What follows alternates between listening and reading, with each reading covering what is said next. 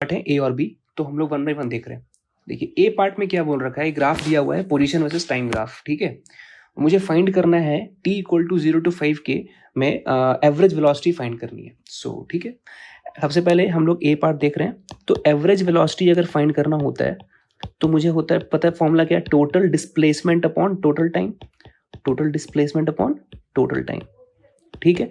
तो डिस्प्लेसमेंट अगर हम लोग देखें तो इस ग्राफ को अगर हम लोग एक्चुअली ये स्ट्रेट लाइन मोशन है ना, particle is moving in a straight line. तो अगर हम इसको बनाना ड्रॉ, अगर फिगर इसको हम अच्छे से एनालाइज करके बनाए तो देखिए कैसे हो रहा है ये फिगर।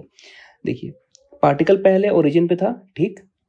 अब ये 20 मीटर पहले प्लस में गया, ठीक है, 20 मीटर, फिर ये 20 मीटर और वापस फिर आया 20 मीटर, है ना, क्योंकि अब ये डिस्प्लेसमेंट है ना।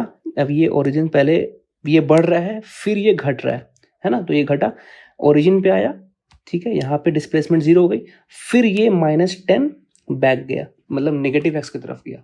तो अगर मैं डिस्प्लेसमेंट की बात करूं तो ये हमारा इनिशियल पॉइंट था, ये हमारा फाइनल आ गया। तो what is the displacement, this is only the displacement, total displacement.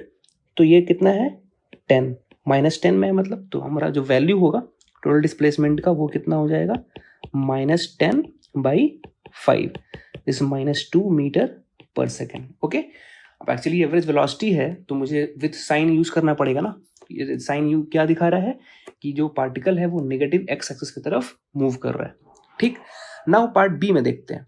Diagram shows the position time graph. Okay, so इसमें ग्राफ दिया हुआ है और t इक्वल टू 0 to 5 के बीच में मुझे एवरेज स्पीड निकालना है ना।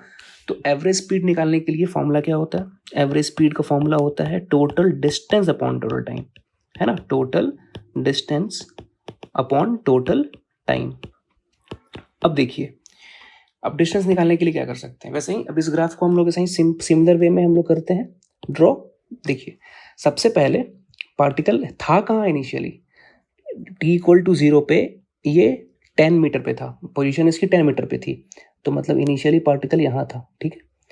अब ये घट के 0 हुआ, मतलब कि ये पहले यहाँ गया, ठीक, ये घट के 0 हुआ।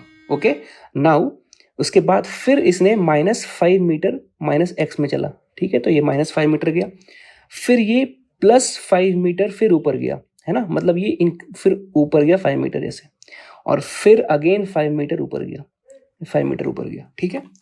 तो अगर आप देखिए तो इनिशियल पॉइंट ये था, फाइनल पॉइंट ये है। सो अब मुझे डिस्टेंस फाइंड करना है तो टोटल को ऐड कर देंगे हम लोग, ठीक है ना। तो this is 10, this is 5, this is 5, this is 5, so it is 25 total, 25/5, that is 5 meter per second. Okay, so this is the final answer, ठीक है।